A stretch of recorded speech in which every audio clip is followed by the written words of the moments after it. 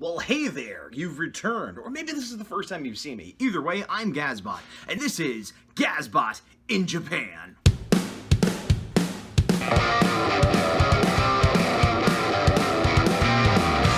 So yeah, this is day 10, I think. As I've said before, the dates and times and everything's starting to get a little muddy, and I should have kept better notes, but the bulk of the day was going to the anime festival for 2015 in March. Now, I'm recording this in June of 2016, but this was over a year ago, but they have it every year. They had one this year as well. And when we were planning our trip to Japan, there was a lot of stuff we wanted to see, a lot of nerdy stuff, geeky stuff, but also events and a little bit of culture too. And some of the things we considered were events that would be happening at certain times, and we would time our trips so that we could hit one or more of these events. And this was one of the deciding factors of when we decided to go.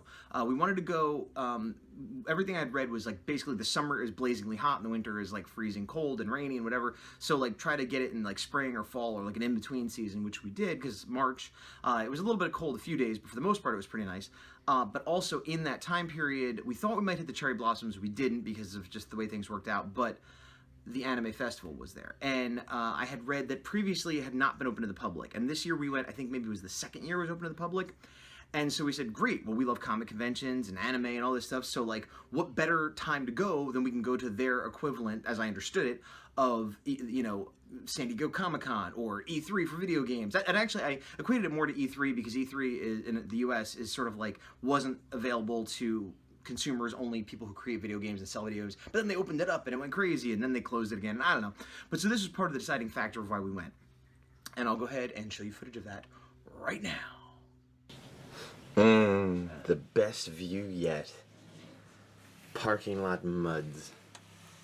Oh, there's some water. So the convention was held at Big Sight Japan, which is relatively close to where we were staying. I tried to get a hotel nearby, and as you can see, there's some really awesome architecture here. This was not actually the building we were going into, but we crossed past all this, and we saw this huge parking lot right here, with all the cones marched off and everything.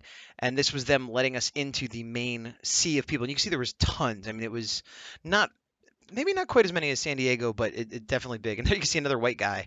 There was mostly Asians and then a few of us whiteys. And these were people that either mistakenly or on purpose were trying to cut the line.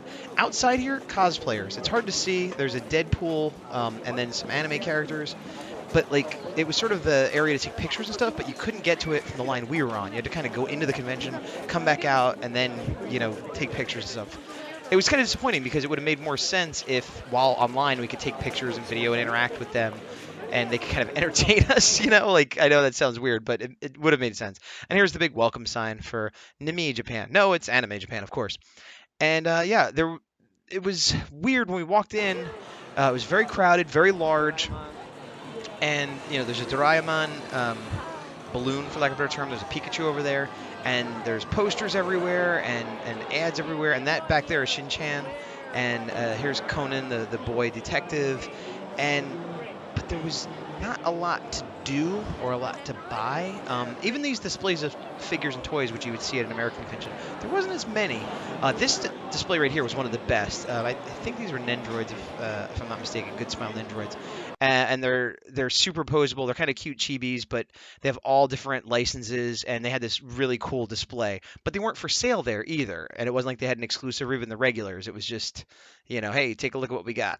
So we went and we met one of my wife Q. She works for a company that has a branch in Japan, and we actually went and visited that branch and had a good time talking to some of her coworkers and people who didn't know us, and they spoke a little bit of English, and they found us all very charming and amazing because we were Americans that were interested in Japanese culture. And she had a Naruto tattoo, and they're like, "What? You want to go to toy stores? That's crazy!" So we were quite the novelty to them. Not so much here in the Bay Area where there's plenty of Americans that are into that stuff, but over there we were a bit of a novelty, and it was fun. But one of her coworkers had come to America a few times, and they knew each other a little bit, and he actually had helped us purchase tickets. Purchasing tickets for almost anything other than the train was a huge nightmare. We had to go through all these middlemen, quote unquote, where they'd hiked up fees and stuff. But it's possible, but it's annoying. Like, it's really hard to buy stuff ahead of time. in Japan. Like I've said this before, they weirdly don't encourage tourism is the way I feel about it. Like they're fine with you being there, but like I mean, in America, it's like come, and there it's not so much. But anyway, he had said, you know, my daughter, he's a little bit older, and he's like, my daughter is like, I think she was like 13, 15. She was like a young teenager. She's very into anime, and she would like to go to this. Why don't we all go together? She could practice her English. We could help you guys around, and it was everybody wins. Great, let's do that. So we met up with them. And actually, we had gotten them some chocolates, and I got some American comics, and she liked comics, so I got, you know, Batgirl and Star Wars and a couple other things I thought she might like. And omiyagi, which is like a souvenir. And then when we met them, she gave us, I think she gave Q1 too, but there's a little One Piece. Actually, I should open them up because she knew that One Piece is popular in America, which it is. Now, One Piece doesn't happen to be one that I'm personally a fan of, but I certainly know what it is, and it's a cute little guy of Luffy, what's his name, and so, you know, that's a cool thing. And so we went with them. Funny enough, I had all the tickets printed out and stuff, and when we went, I forgot them at the hotel. So he had got them, but then we got the letters and printed it out. So I ended up being responsible for some of the tickets that we had. And we got on the train, and we were halfway there, and I just suddenly was like, I don't have them. Oh, and I felt terrible for me and for Q, but also these people, we come to their country, they're gracious enough to show us around. And here I am like, oh, and they also came to meet us at our hotel. We're like, we'll just meet you there. They're like, no, we will come to the hotel and show you how to get there, and which was nice of them. And we, you know, may or may not have had an easy time finding it. We'd been in the country for about a week at that point, so it might not have been necessary, but it was certainly polite and appreciated. So they came, and so like now they've got, and I'm like, oh, you guys, you keep going. Get online, I'll go back and get the tickets and I'll meet you. And they're like, no, we'll all go back. And I'm like, oh, I feel terrible. You know, being, not realizing it, but I'm a outgoing kind of goofy person, even by American standards, some would say. I don't know. But by Japanese standards, I'm practically a cartoon. So I think any annoyment they may have had at me or any displeasure, I think was mitigated by the fact that I was like, I'm an idiot, blah! You know, so I think they found me so ridiculous that they couldn't be angry. And plus they were just nice people, so they probably wouldn't have been angry anyway, but I think it was, if I had to get in their head, I would almost think, you know, it's worth going back to the hotel to see this caricature of a person act like a character from a show the whole way. But anyway, we go back, we get there, and everything's fine. So, now back to the action. We headed further in, and you can see here they had some more displays, but it was difficult to even get close to get a picture because they were some of the most interesting things there. And then I saw this cool anime video, which I think is for, it's for Gridman, which in America was Superhuman Samurai Cyber Squad, which I didn't realize even had an anime, and actually I forgot about until I just started watching this now, so I should look into that because I would like to watch that. But again, they had that, and it's not like they were selling copies of it or anything, so you kind of just had to remember or take a picture. And here are some Dragon Ball Z character sheets, and I think this was for Super, the movie, or the TV show, it's hard to say, because they're the same character designs. And sorry for the terrible camera work here, I was getting jostled and bumped a lot. And yeah, it was very difficult to just, it's funny because everything there was basically just take a picture of these posters or take a picture of these advertisements or these cosplayers, but it was so crowded and moving that it was difficult to even do that. Which was odd, because dealing with American comic conventions, I'm used to crowds, but it was just a little bit different, and it was like we were constantly moving. So I guess the idea is just look at everything as you walk by and try to not take too long to take a picture. And it wasn't designed to loiter around and look at things, and it was designed to pass through and move through as quickly as possible. And other people were much more adept at getting quick pictures than I. A lot of these animes and manga that they're advertising, I do not know. A lot of them I did. Mostly the older ones I knew. This is a lot of Gundam stuff. That I think Gundam had an anniversary while we were there, and so there was a lot of different things going on for Gundam, like older ones being brought back and just talked about. To the other side here, you can kind of see the edge of the stage. They had a few panels. It's not to actors, creators, and things like that, but they were a separate ticket. I'm not even sure if there was a charge, but you had to sign up, and there was a lottery to get them, so you didn't know if you're going to get them or what time they'd be. And we actually had some for one of the Dragon Ball panels, but it was hours after we had kind of run out of things to do, so we ended up not going, and so that was kind of a bummer. Here you can see the Dragon Ball Z. I guess the movie was F. I'm a mild casual Dragon Ball Z fan. I did enjoy the Shenron statue. Now that Frieza and this Vegeta are actually people in costume. Now they're not cosplayers in the sense that they're fans, but they were there representing the booth. But it was crazy how they looked like they're from the cartoon. And here's an Optimus Prime. I was asking him directions. He didn't know. He just kept saying, "Go that way." I am a fan of Lupin, so I was excited to see this poster, and I posed with it. And posing with posters is one of the main things you could do there.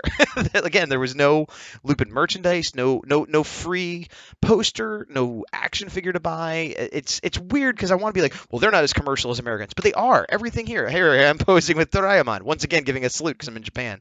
It was all one big commercial, but without the giveaways, without the interactive activities, without the things for sale at this point. And so it really, and here's some more Gundam stuff. You can see signed pictures and stuff. It really did feel like a trade show, which is what it used to be, and it wasn't open to the public. And this Space Battleship Yamato, more Gundam.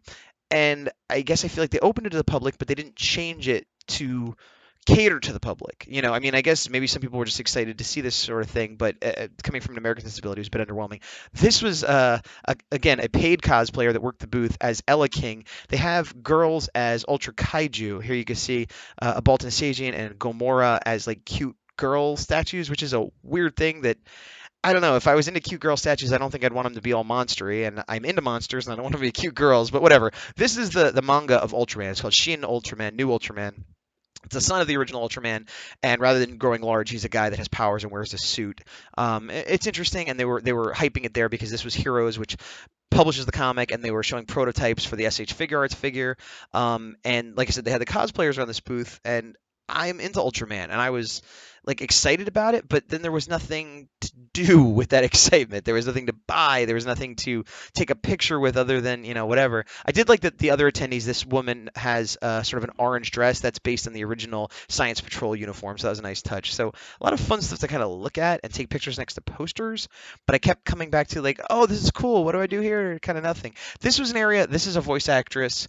It was a whole area, as you can see, I'm very excited, of like posters that had like ads for the actors and actresses who I guess might come by and sign at some point, but it really just seemed like a room of like, this is them, here's their signature, enjoy. And I feel like we were missing something, like maybe at a different time of day something happened there, but a lot of people were there taking pictures, seeming excited about what seemed like nothing. That's Hatsune Miku. She's a Vocaloid, which is like a artificial fake singer hologram.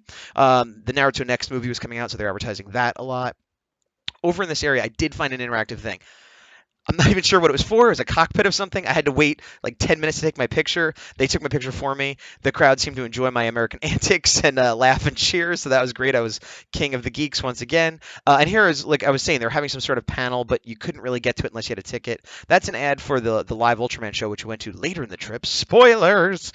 And this is the upper area where they had like a food court. It was kind of cool looking, this whole building. A lot of the architecture in this area was really neat, and it would be fun to come back and just take pictures or explore around there on a day when nothing was going on if I lived in the area, which I don't, so I probably won't be doing that.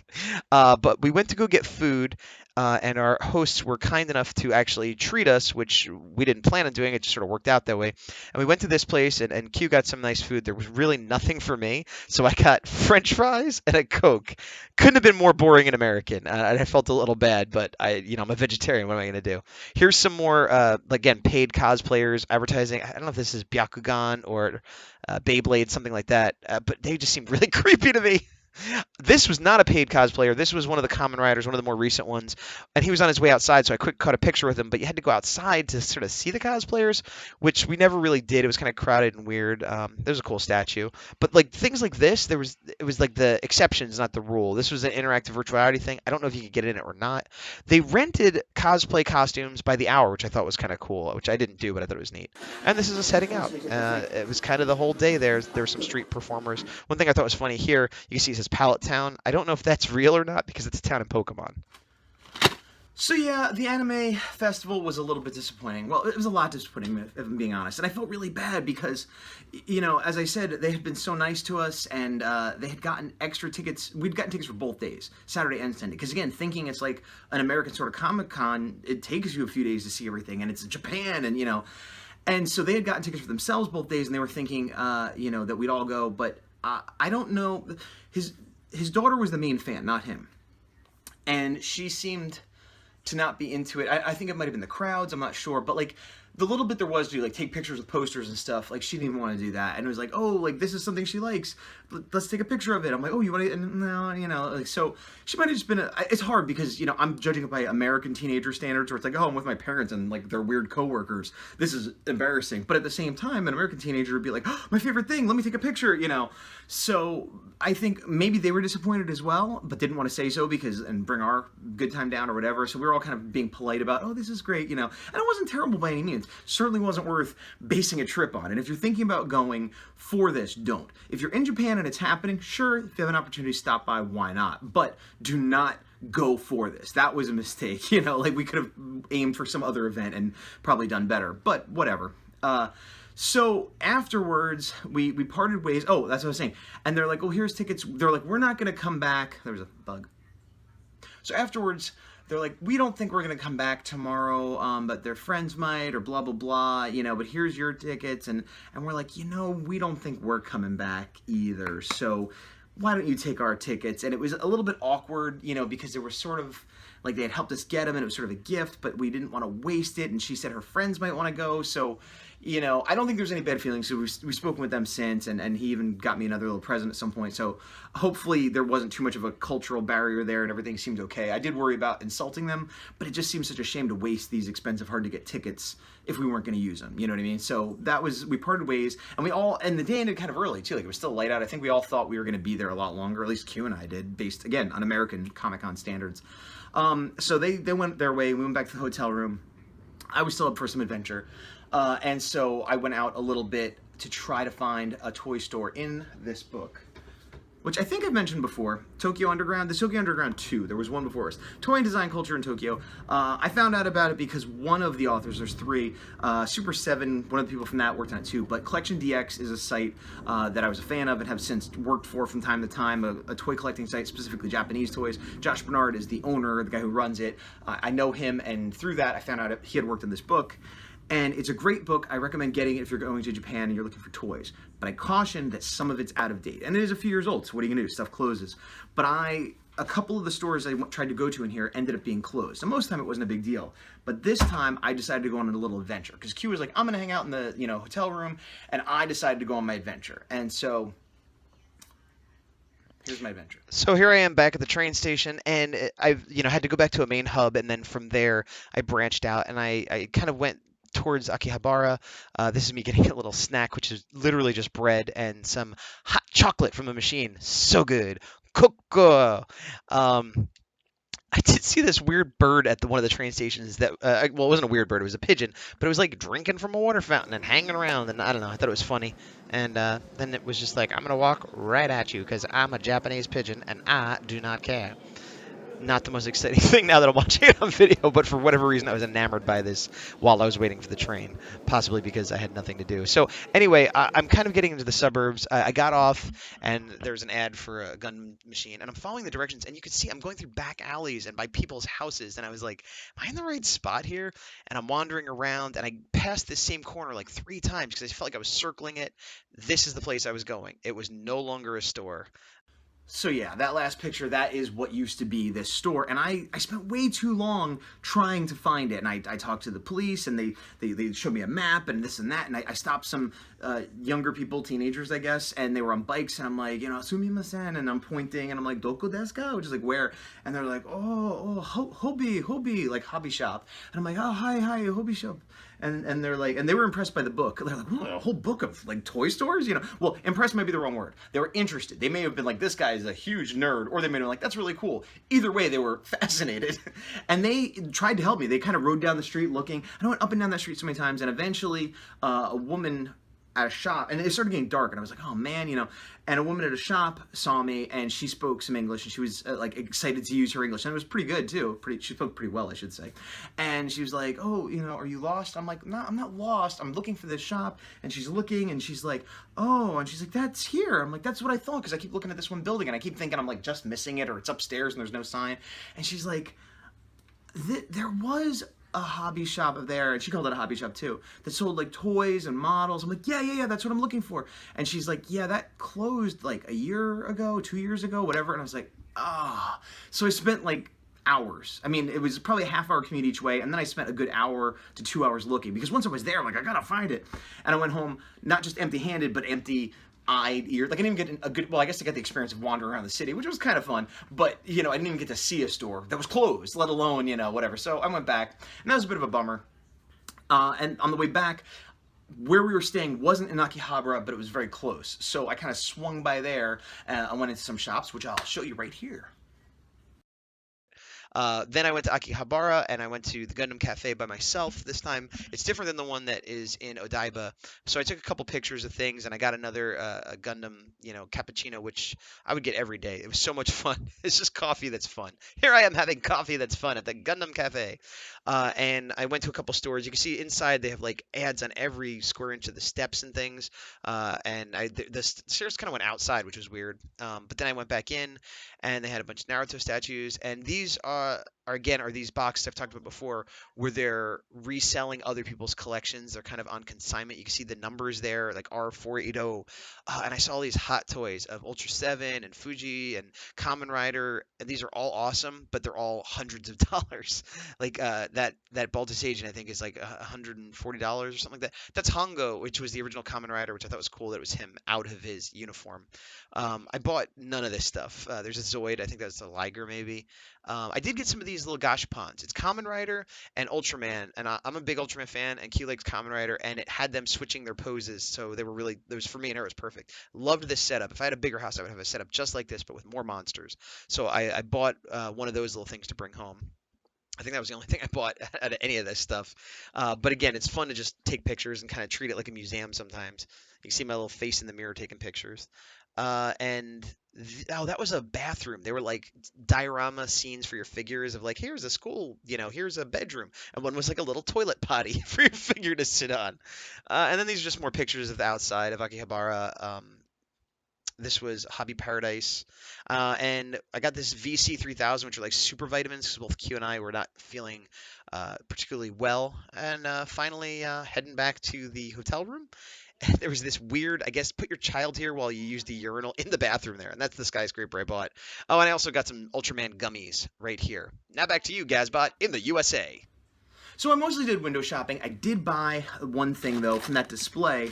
It was a bunch of little city pieces, and I kind of wanted to get a bunch, but, you know, space being what it was, and it's just a little cityscape. And I imagine this is actually some specific buildings from Tokyo, although I'm not 100% sure. But I collect Godzilla and Ultraman figures that are about this big, so this is perfect scale for them to go rah and smash around on, you know. Well, here, this isn't one of them, but imagine Panthro is one. He's like, grrr. That's what this is for. Hey, look, oh, it's me. That works pretty good. Anyway, that was the main thing I got from that. But I also stopped at a Family Mart and picked up these, which are gummy candies of Ultra 7, Ultraman, and regular Ultraman. You see a Bolton Saging, and this one has another enemy. I'm not sure. Kind of looks like Gomorrah, but I'm not sure. These are over a year old. I haven't eaten them. I probably should. It's this weird thing of like, I want to save them because I'll never be able to get them again. But once I eat them, they're gone. But what else am I going to do with them? And like, I have some nuts up on my wall that are probably going bad, and it's, I don't know, that's the plight of the collector. When you get an edible collectible, what do you do with it? Speaking of edible collectibles, I also brought this back from Japan. This was, I got earlier when I was still in Odaiba. There's a candy called Sour Switch. It's sort of a cola bitter flavor, and I like the bitter, lemony, citrusy kind of candy. And you mix that with a gummy cola, and I really enjoyed it. I got 2 packs. And I ate it, like, I kept it, and I would just, every day I'd have a few as I was out and about, like, giving me energy, you know, we didn't have time for lunch, okay, I want a coffee, well, don't have one, okay, you know, and I loved it. And I was reluctant to open the second one, though, because I wanted to bring it home, so I did. And I was like, oh, man, this is such a good candy, I'll probably never be able to get it home. Now, here at home, being California, the Bay Area, there are a lot of Japanese shops. There's Daiso, there's Mitsuya, there's Nijiya, and there's also a Japantown in San Jose and one in San Francisco. But I'd never seen this candy. So once I got home, I was kind of like, oh, I'll go look for it. And I'm like, oh, no. So I've been sitting on this in my box of stuff for over a year. But just this 2 weeks ago, I went to Nijiya, which is the little, like, it's like a 7-Eleven store, and they had Sour Switch. I couldn't believe it. I was like, oh. So I bought 2, and I've been eating them. I'm actually allowed to eat them, but this is the one from Japan. But I guess I'm like, oh, like I was talking to one people that work there, and they spoke English, of course, because it's America. And I said, oh man, I was in Japan like over a year ago and I got this and I loved it. I've never seen it here. And like, oh yeah, we just got it. It's new. So I guess I got it when it was new in Japan, which means it took like a year to filter over to the shops they had here. But that made me very happy. It was like, Japan finally made it here. When I got back to the hotel, unfortunately, the little like deli area that was connected to it was closed, so I went on another random walkabout. I tried to get some McDonald's. There was a taxi. Then the whole thing fell apart. It was a big problem. But I went a few blocks and I found another Family Mart type place. And I was looking. I wanted dinner. I wanted real food. I hadn't eaten real food since those French fries. And eventually, what I got was some rice and eggs. But the difference is, I got these earlier in my trip, but this time they cooked it for me. He said, "Do you want me to cook it?" And I understood him enough, and I was like, "Yes, yes, I do. That's so good. I don't know why I didn't do that last time." And then I got this little ice cream bar, which was very good. It was kind of like almost like a waffle thing, and so I enjoyed that very much for my dessert. And yeah, my little rice egg waffle meal. Healthy times. So yeah, that was that. But I guess that's kind of it for this one. It I had a lot going on this day, but not a lot to show for it afterwards, except for experiences and enrichment. It was a good time. Every day in Japan was a good time, even if I didn't come away with some amazing tourist picture or a toy or something. It was just a lot of fun every day, including the next day, day 11. Let's see that in the future. Next time, I mean. I'm going for now, though. Bye.